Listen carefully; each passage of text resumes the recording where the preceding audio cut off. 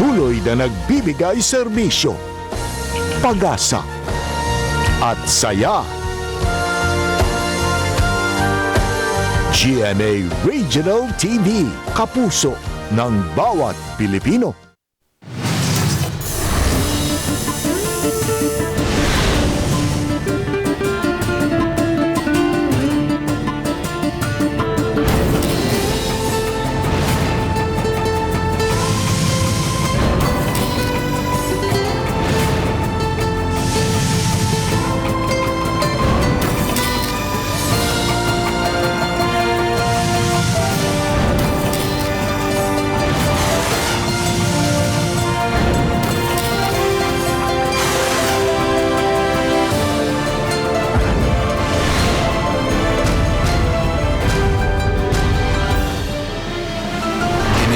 GMA Regional TV, Balitang Bisdak.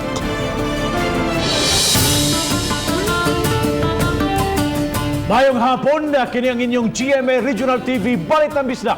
Ang bugtong kasaligan, kasandigan o kanangpan sa mga Bisaya. Ako si Bobby Nolsal. Nga maghatod sa labing dako og mga nagunang balita nga mahinungdanon sa Central ug Eastern Visayas. Ako si Alan Domingo. Ako si Cecil Kibod Castro, live sa GMA Complex sa Dakbayan sa Sugbo.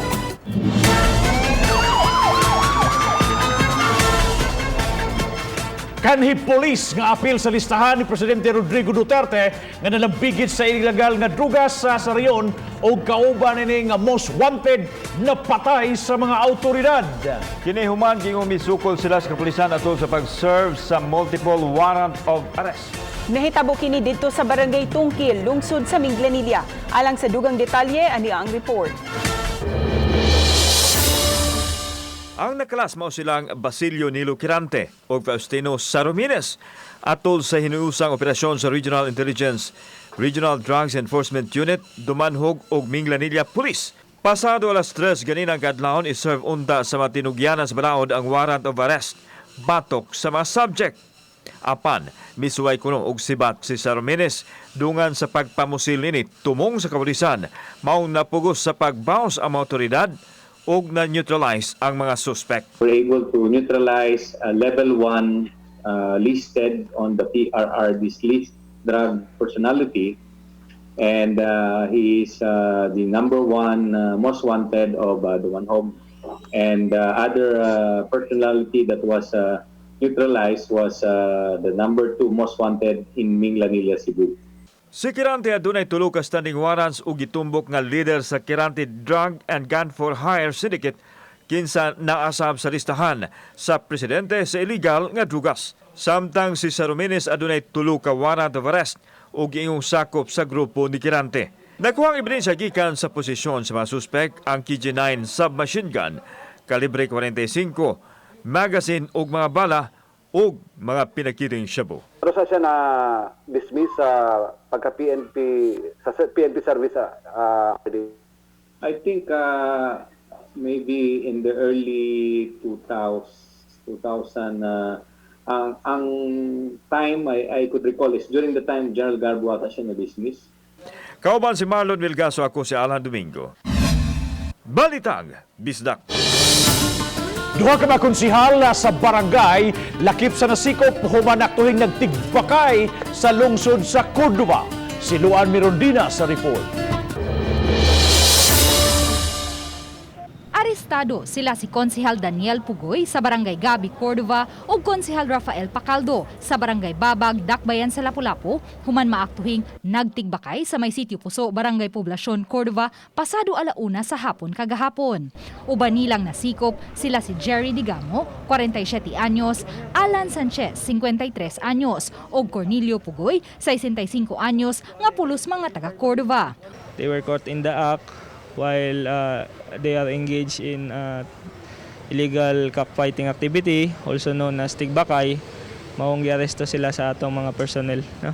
Ubos sa guidelines nga giluwatan sa Interagency Task Force for Emerging Infectious Disease sa mga dapit nga gipaubos sa General Community Quarantine sama sa dakbayan sa Lapu-Lapu, lakip sa gididan nga makagawa sa panimay ang mga senior citizens. Sa 5 ka mga dinakpan, 2 kanila ang senior citizens. Lakip na si Konsehal Pugoy sa Barangay Babag.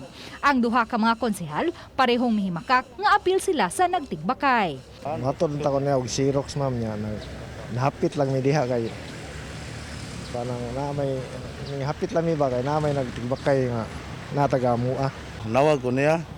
Kubay asa kabay sa kanang padung ko na kuruba pero maagi po ko dito sa sadya kay tigbakay to ato ko mga tawo na nawag. Ari lang ta mag-abot sige adto na ko siya nang timing nga naidakop. Ako nadakpan mi kapil. Uban ni Cleofer Lumayag, Luan Merondina, Balitang Bisdak. Sa Mandaue City, nagkadaghan ng mga riders nga may gamit sa backpack type barrier. Eron sila makapaangkas ilang mga motorsiklo. Pahinomdom sa kalaguan sa team, mugamit yun sa barrier nga aprobado sa kagamahanan. Ang report ni Nico Serino. Sa barangay Alang-Alang, Mandaue City na abtanamo kaganiha nga gipara sa usa ka enforcer ang magtiayon nga naka-motorsiklo. Nabantayan nga wala suluba sa rider ang backpack type barrier. Gipasuot ra hinuon kini sa enforcer alang sa ilang kaluwasan. Ako nakita walang barrier sila. So nanana sila barrier na sila ubos. So ako lang gi-advise nga ato lang ni tao para makita sa kauban na mga dili na sila sindahon. Pero kato nga barrier, okay ra to siya nga barrier kay sa fiber. Matud sa rider, misabod sa iyang raincoat ang barrier apan mituman sab sila. Karon nga gawon sir, so lisod siya nga mo. May huot raincoat. Sukad giaprubahan ang susamang klase sa barrier ni palit ni ini si Navarro aron makaangkas na ang iyang paris padung sa trabahoan. Basta ginangangin sa babaw, paliton yun wala iyahay mo kapilpit kanang mga nay barrier po. Bisan de kusog sir, kuan bigeta, kuyaw gid ka. Dili man ni uyo na ni pero wala man may mo. Nanglan din mo baliton para masakay siya. Sa barangay Gizo, usa ka negosyante ang namaligya og barrier nga ginama sa acrylic plastic. Tag 750 ang usa ni ini nga matud pa subay sab sa aprobado nga disenyo sa Interagency Task Force o IATF. Daghan naman ang namalit sa mo, sir. Anong mga pitaguro 50 kabuok nga barriers. Na ikaw mismo kay tigamit sa kasir Oo, tigamit ito kay kailangan man good sa checkpoint nga dili ka pasudlon ba if wa kay barrier ana. Sa interview sa kadagkuan sa Traffic Enforcement Agency of Mandaue, ilang giklaro nga kun magpaangkas, importante nga dunagyoy barrier nga aprobado sa gobyerno. Ang among gitanaw na to nga katong accredited nga ikuha sa PNP sad niya as long as tanaw lang ginamo na acrylic or kadong sitro lang ba malapos lang ang iyang visible bitaw niya tupong sa ulo o sa both shoulder nga mulapas lang gamay o tupong sa shoulder bitaw abaga. Mao na lang magipangita na namo. Gawa sa backpack type barrier, may nahaunang klase na nga naaprubahan sab sa IATF. Apan gikinahanglan kini nga imuntar gyud sa motorsiklo. Usa ka kompanya diha sa Mandaue ang nagbuhat sab niini subay sa disenyo nga giuyunan sa gobyerno. Uban ni June Solon, Nico Sereno, Balitang Bisdak. 31 ka mga OFW nga taga-dakbayan sa Talisay nga gikan sa nagkalain-laing nasud miabot na sa Sugbo. Gipahibaw ni Talisay City Mayor Samsam Gulyas nga gitawagan na lang siya sa taga-Overseas Workers Welfare Administration kun OWA aron makuha ang 31 ka mga OFWs nga gi-quarantine sa usa ka hotel sulod sa 14 ka adlaw. Matud sa mayor na swab na ang mga OFW ug nagnegatibo silang tanan sa COVID-19. Gipasidan-an lang sila nga mag-home quarantine sulod sa 7 ka adlaw ug pangumustahon lang ang kahimtang sa matag karon ug unya. Mas maayo na mo home quarantine mo 7 days. Bantayan mo sa mo ang permit taga-adlaw mo adtuon sa mong BHERTS just in case simbako na mo gawas ang symptoms, and after 7 days okay na. Tulo ka adlaw na lang og modesisyon na usab ang Interagency Task Force kalabot sa quarantine status sa nasod. Sa dakbayan sa Sugbo, rekomendasyon sa direktor sa PRO7 nga ipabilin ubos sa General Community Quarantine. Ato kining sayran pinaagi sa report ni Marie Dumamo. Karong Sabado, Agosto 15, masayra na usab kun mosaka o ma-downgrade ang quarantine status sa usa ka lugar.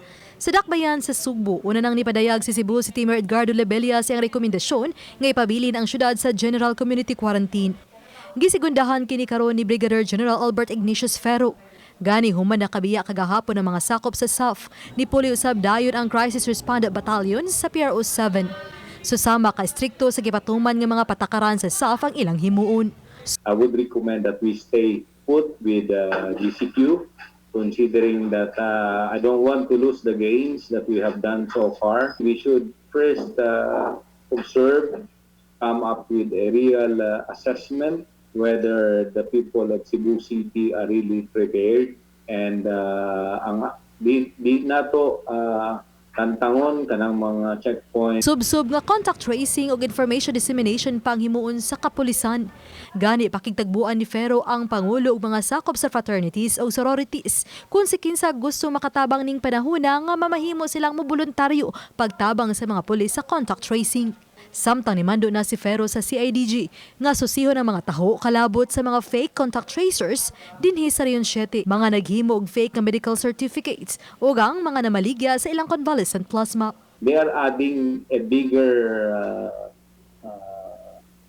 chaotic environment to our system. Instead that this contact tracing will be used for the good of everybody here in Central Visayas, it's being sabotaged by these fake contact tracers. We will find you if you are really doing this plasma for sale, and you will be properly prosecuted and we will arrest you.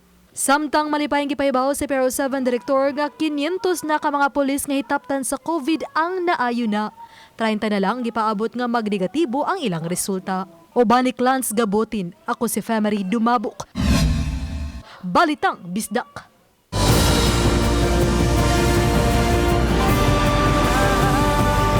Kini ang GMA Regional TV Balitang Bisdak.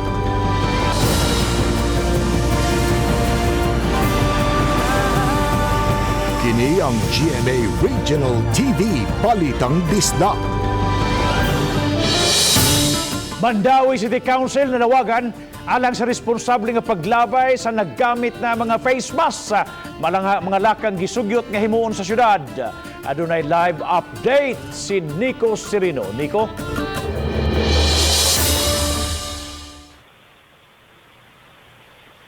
Yes, Bob, subay nining pagpasulob na og face mask sa mga pampubliko nga lugar na bantayan sab ang improper nga disposal sa mga gamit na nga mga face mask sa pipila. Isip proteksyon sa COVID-19, gi-require na ang pagsulob og mask sa mga pampublikong lugar sa Mandaue City. Apan subay niini, nahimong suliran ang husto nga disposal o pagdispatchar sa ginamit nga mga masks. Sa pagsuroy sa GMA Regional TV sa pipila kadapit, ubay-ubay gyud ang mga masks. Sagad niini, mga one-time use surgical mask nga klase ang iyanura nga gilabay sa dan. Gumikan niining maong suliran na nawagan og aksyon ang City Council. Sa virtual session kagahapon, gipapasar ang resolusyon nga gipangamahan ni Konsehal Joel Seno. Ilang giawhag ang Mandaue City Environment and Natural Resources Office Konsenro mohimo og information campaign kabahin sa proper mask disposal. And there are a lot of instances nga makakita ka na ang kaning face masks nagipanglabay lang maski asa. That is one source of infection. Importante ang sakto nga paghipos sa ginamit nga mga masks aron kalikayan ang kontaminasyon ug maprotehian sab ang kalikupan. Have an information dissemination with respect to the proper disposal by the public. Sa na lang itong mga hospital, by the public in general in Mandaue, how to properly dispose the face mask. Apan wala pa kadawat og kamanduan ang Mandaue Senro kabahin ini. Hinuon uyon sila sa maong resolusyon kay importante nga tarungon ang paglabay sa mga masks. Ang labaw sa Department of General Services sa syudad misanungsab sa panawagan kay ang ilang mga personnel mao man say manghipos sa mga basura. Importante sab ang monitoring aron dili mapasagdan ang kalikupan. I-inquire na ko sa atong mga clean and green nga nanilhig. Kung doon na basad sila na encounter ng mga face mask, Nga giunsa sa pila na pagkuan. Pag-dispose bali ma'am. Yes sir. Kay basi giubay na sila sa kadaghanan nga basura nga ilang masilhig. Kay ako sa nang i-coordinate sa atong sendo officer. Kung sa ang sakto nga treatment with regards sa anak.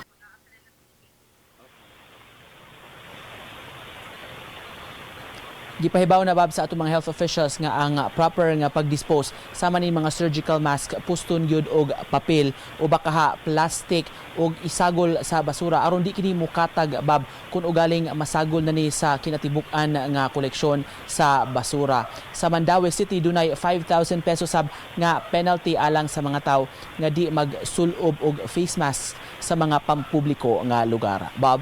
Thank you so much, Nico Serino, sa imong live report.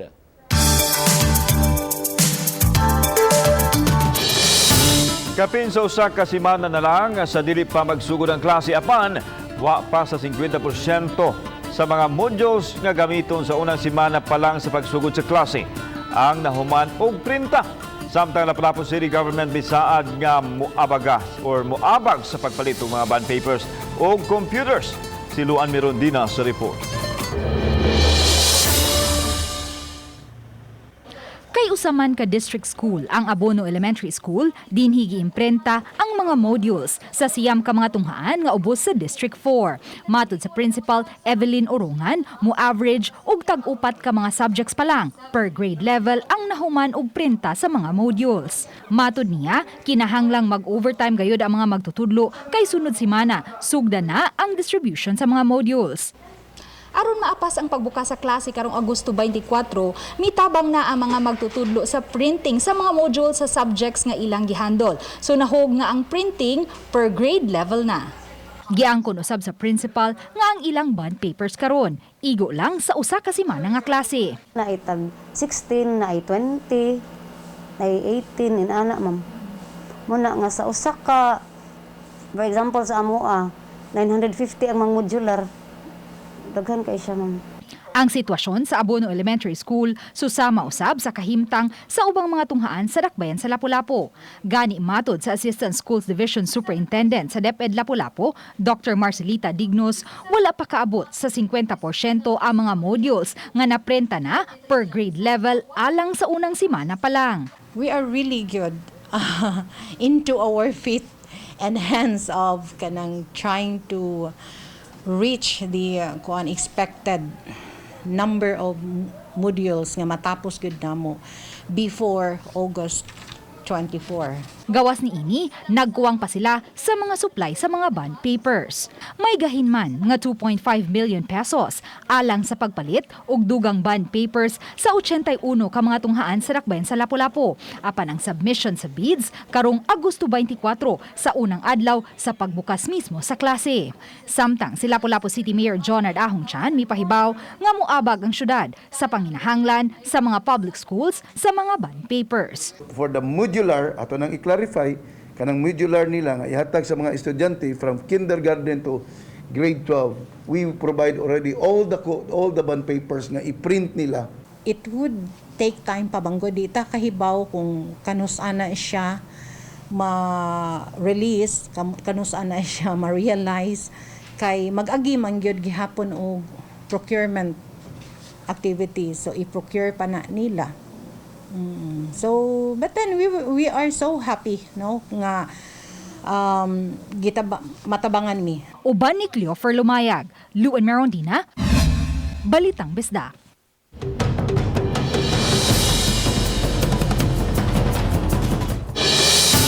Sa labing uwahing kalambuan sa mga kaso sa COVID-19 sa dakbayan sa Talisay, miabot na sa 92 ang nakalas. Apan bisan pa niini nahimuot ang mga opisyal sa dakbayan tungod kay minus na ang mga kaso matag adlaw. Si Chelo Valiena sa report. Kung basihan ang COVID-19 case bulletin sa Department of Health alas 5 kagahapon sa hapon, may 70 ka-active cases ang dakbayan sa Talisay, samtang 654 ang total recoveries. Nakatala usab kini og 14 ka additional reported recoveries. Misumada usab sa 807 ang total confirmed cases. Ang ilaha karon is maabot naman og 807 pero napay i-confirm na nga cases. So ang sa amon na record is 794. Apan sa labing huwahing talaan sa Talisay City Health Office, adunay 49 ka-active cases, samtang 653 ang naka-recover na. 49 na usab ang active cases. Apan misaka ngadto sa 92 ang natalang namatay tungod sa COVID-19. Hinoon gipasabot ni Dr. Lino Alanzado, Talisay City Health Officer, nga aduna pay mga namatay nga ilang susihon kung COVID-19 ba ang hinungdan. We'll wait for the copy or even the photocopy of the death certificate nga ma-forwarded sa ila before they will include that in the list for COVID cases nga cause of death. Hinuon na himuot si Alanzado sa pagmenos sa mga kaso sa COVID-19, itandi kaniadto nga moabot sa 30 ka mga kaso sa usa lang ka adlaw. Itandi karon nga adunay 5, 7 o aduna gani mga adlaw nga wa gyoy mga natala. Uban ni Renante Quiñones, Chelo Valiena, Balitang Bisdak.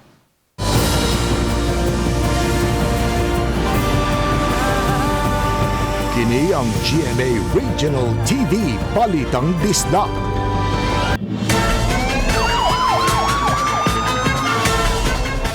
Giba naman ang muabot ngadto sa 3.74 milyones ka pesos ang balor sa giduduhang shabu. Nga nakumpiskar sa mga otoridad sa usa ka bypass operation nga gipahagyon dito sa Barangay Dao, Dawis, Bohol. Arestado si Carlos Butal Lamaninaw alias Kayo, 43 anyos nga taga Barangay San Isidro o sa San Miguel, Bohol, human baligyae sa ang pulis nga nagpakaron ingnon nga usa ka poster buyer. Sumapa ni Police Captain Herion Itim hipi sa PIB Bohol si Lamaninaw, usa ka high value individual sa Central Visayas. Miabot halos usa ka buwan ang surveillance kapulisan kay magsigig balhin-balhin o Pinoy-anan ang suspect. Nasakmit atol sa operation ang usa ka transparent plastic bag nga dunay suod nga giduduhang shabu nga mitimbang kini og 550 grams. Nagdumili pagluwat og pamahayag ang suspect. Mag-atubang si Lamalinaw og kasong kalapasan sa Comprehensive Dangerous Drugs Act of 2002.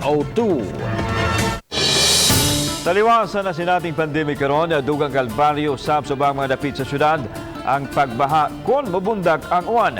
Mao kini ang gitutukan sab karon sa gamhanan sa Dakbayan, Sugbo. Anay report.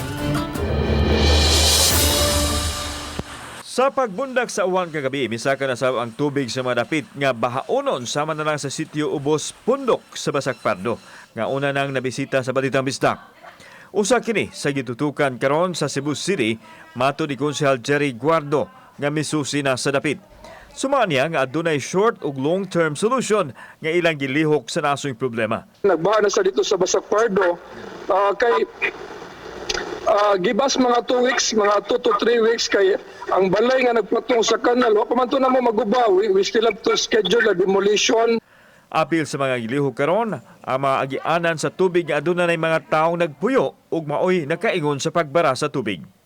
Gumikan ini, gidakdang ipang-relocate ang mga taong nagpuyo nining mga dapita. Kaning mga informal settlers, there are about mga 40 to 60 kabuk na informal settlers diri sa Tinago or Lang River. So, nanay gidownload ang DPWH nga funding nga 140 million para sa ilang relocation sa site. Kauban si Marlon Milgaso, ako si Alan Domingo. Balitang Bisdak. Alimpos nakuhaan og video. Human ang kusog nga uwan, nakita og nakuhaan og video ang alimpos sa may isla sa Biliran kaganihang alas 2 sa hapon. Sa video nga kuha ni Memay sa Bornido, klaro kayo ang alimpos nga daw anaa sa ibabaw nga bahin sa dagat. Ang mga nakakita sa maong alimpos daw nalisang usab.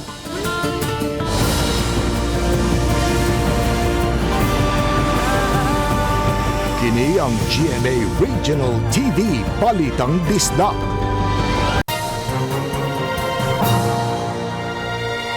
Karong adlaw, Thursday, August 13, 2020. Ang Intertropical Convergence Zone or ITCZ ang padayon nakaapekto sa may Visayas kasama na ang lalawigan sa Mindanao.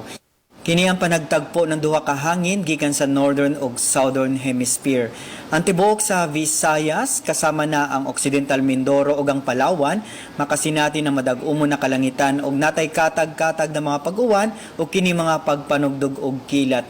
Samtang natay gimonitor na tropical depression na sa gawas ng atong Philippine Area of Responsibility na gilayo na 1,260 kilometro sa may east-northeast of extreme northern Luzon. Kining tropical depression na ay posibilidad na mahimo kining low pressure area pagkasud sa atong Philippine Area of Responsibility. Ug para sa atong mga dugang detalye, bisitahan ang atong mga official social media accounts, ang atong Twitter, Facebook, YouTube, official website sa www.bagon.pag-asa.dost.gov.ph. Kini si Jomar Iclarino gikan diri sa Mactan, Pag-asa, Visayas, DOST, maayong adlaw. Sa Agosto 15 na ipatuman ang mandatory nga pagsulob og face shield alang sa mga taong musakay sa mga public transportation. Komportable ba ka ang mga tao dili lang sa pagsulob kundi sa presyo sab sa face shield? Atong Siren pinaginining maong report. Sa tindahan din sa lahog na abta namong kining customer nga mipalit og face shield. Mato niya, first time niyang musulob din kay igo na kaniya unta ang face mask. Gawas sa dubling gasto og hasol na pod nga magsulob siya og face shield. Pero, wa na siya mahimo, sanglit mando naman kinis kagamhanan, busa, nipalit na lang siya. Opo ko gusto yung sulot gid ani. Masuwayan yun ako ni. Pero mas okay ra kay protection. Oh, mas safety siya. At least nga gawas na ay mask. Na ay face shield. But baka kalimuot baka ni. 85 pesos ang presyo sa face shield nga murag antipara.